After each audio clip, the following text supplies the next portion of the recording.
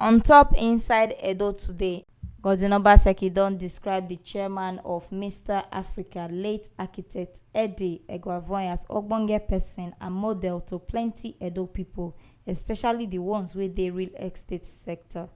Obaseki tok say Edo state government go name the street where Immortal Gardens dey after architect Eguavoen to honour im memory. The governor tok dis one when he waka go the service of songs wey dem do for late architect Eguavoen. Governor tok say Edo State dey proud of all the good work wey the architect do before he die, especially the ones wey he do as chairman of Mr. Africa, wey he take carry ogbonge development go Immortal Gardens for Benin City. Governor Obaseki come tok say body pain am well well when im hear say the man don die, and im no go forget the support wey late architect Eguavoen give am when im bin wan start business and during im campaign. The first son of the late architect, Mr. Osagie Eguavoen, come thank Governor Godwin Obaseki for the love wey him show him family. He say belle sweet am as im dey hear tori about him papa honesty, simplicity and love. And so we see am reach on top wetin shele for inside Edo today.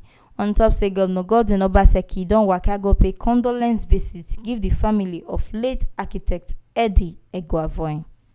Make una no forget say na Till Live Media na dey bring this ogbonge updates dey come give una on top wetin shele for inside Edo.